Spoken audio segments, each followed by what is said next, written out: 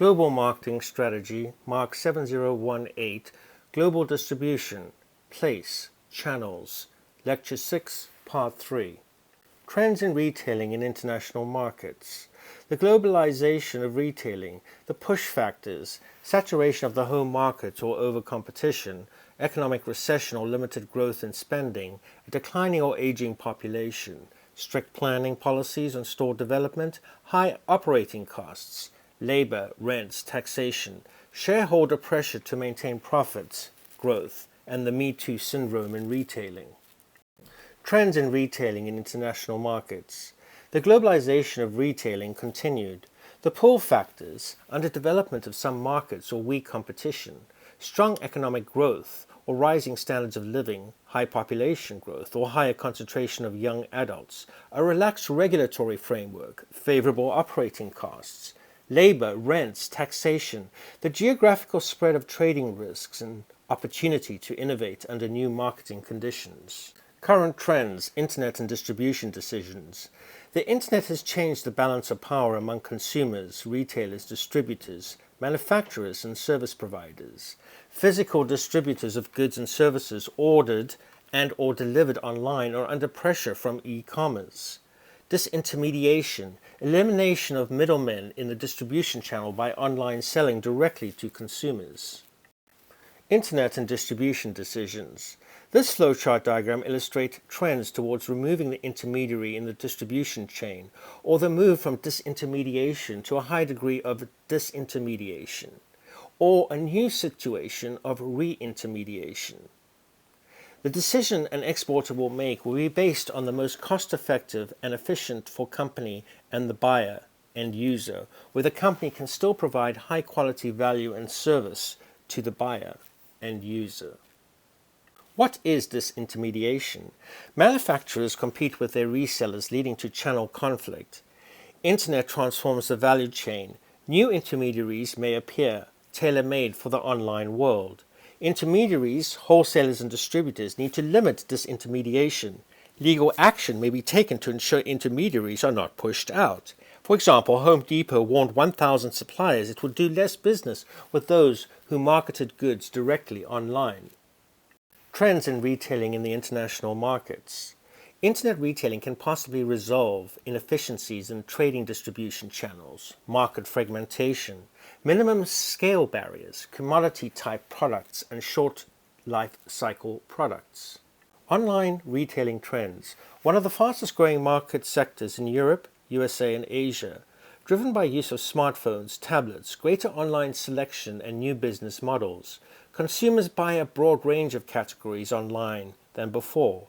Movement from books and CDs to clothing and food. Strongest growth is currently in China.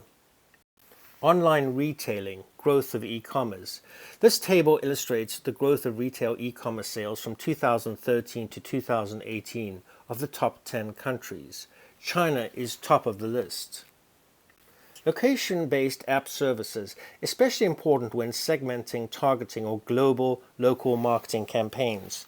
Smartphone technology has made major leaps forward for firms wanting to reach, target, and attract consumers in real time.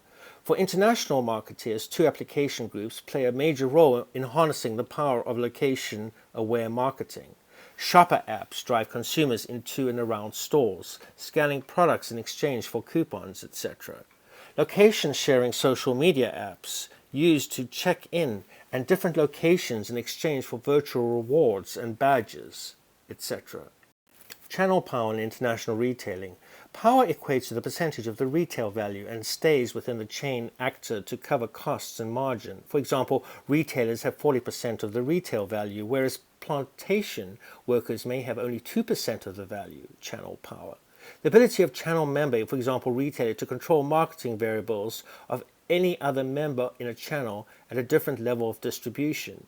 In international retailing, there has been a shift from manufacturing to retailer dominance. Power has become concentrated in the hands of a fewer and fewer larger retailers, private label.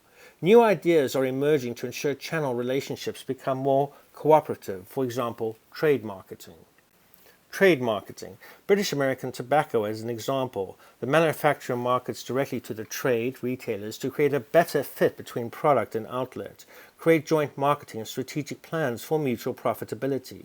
Manufacturer creates twin marketing strategies, one to the consumer, the other to retailers. Potential channel conflict, giving different objectives. Retailers are able to choose which brands they stock to fulfill their own goals. Trade marketing. This flow diagram illustrates a complex list of issues retailers' objectives, requirements are either aligned, cooperation, or misaligned, conflict with the manufacturer's channel objectives. Customer objectives of choice, availability, value of money, and convenience are determined by both retailer and manufacturers. Grey marketing. Global managing of counterfeit consumer goods and intellectual property violations. Importing and selling of products through market distribution channels that are not authorized by the manufacturer. Manufacturers use different market prices for the same product in different countries.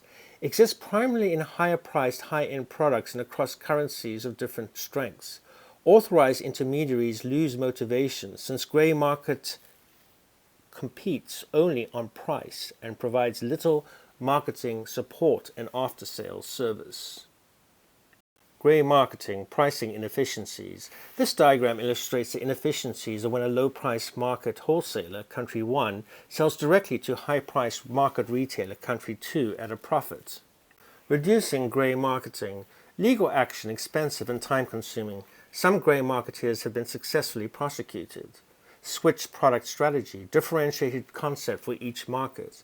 Minimize price differentials across markets. Limit discounts on large orders to discourage intermediaries from over-ordering.